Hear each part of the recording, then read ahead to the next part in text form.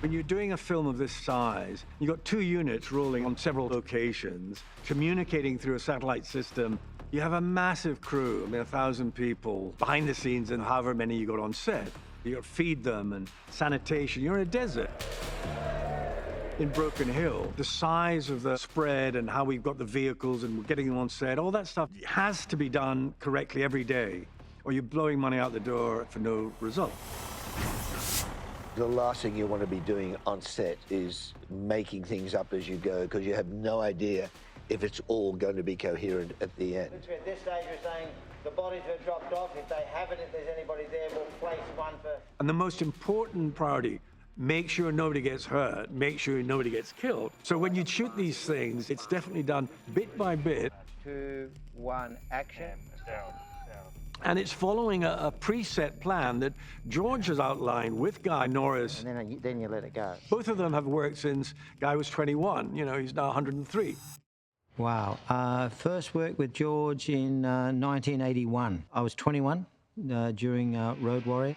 There's a stunt that I performed in it called the Cannonball Stunt. There's a buggy that rolls in front of my bike. I crash into it and end up pencil flipping over the bike into a ravine. And we've been working together ever since, one way or another. The very first Mad Max, the script, was 247 pages long. And I described every single shot and what happened within the shot. It was a technical document. Can you come a little wider to see more of the hair? Wider. That's it. George has got just an incredible sort of brain for the detail of a film. If the machine ever existed that you could just plug into that brain and project the film, we'd all be out of a job. On Fury Road, storyboards became the way which we worked. We did do some previs, but we had a thing where every day in the middle of the Namibian desert, Guy had scale models of each of the vehicles. And we'd have these meetings, which were very safety driven, and we'd drill that with the toys. Guy is one of those people who's evolved his process with the technology. Thanks, mate. Yeah, that's great. It's a great system. I really like that. Oh, great.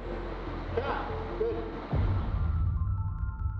Toy Box really came out of our work and our design process with George.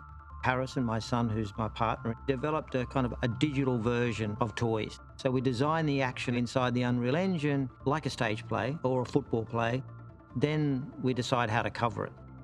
It's real-time rendering. So we were able to make changes very, very quickly and easily. So that was an incredibly valuable tool, an advance on just storyboarding or previs. Designing shots in Toy Box, by the time we got to set, we knew what we wanted to do. And even testing the oneers, where we try and let the action play out within one shot, we ended up choreographing the movement of the actors and the camera together and making sure we're revealing everything we need to at each particular time within the scene. Oh, this one's alive! In the shot where Dementus had run down Furiosa and Praetorian Jack, and that one starts with them in an upside-down car and they get dragged out by Dementus.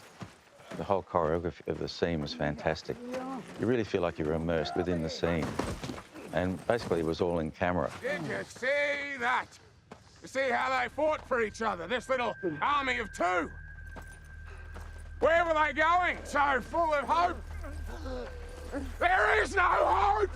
It's a shot, obviously, that's quite complex, lots and lots of variables, dependent on everybody doing everything very precisely, from the camera to, of course, the actors. We got it in 7 takes, very, very happy with it. The sun was in the right position, and all the pieces fell together. And there's always the satisfaction, of course, of pulling something like that off.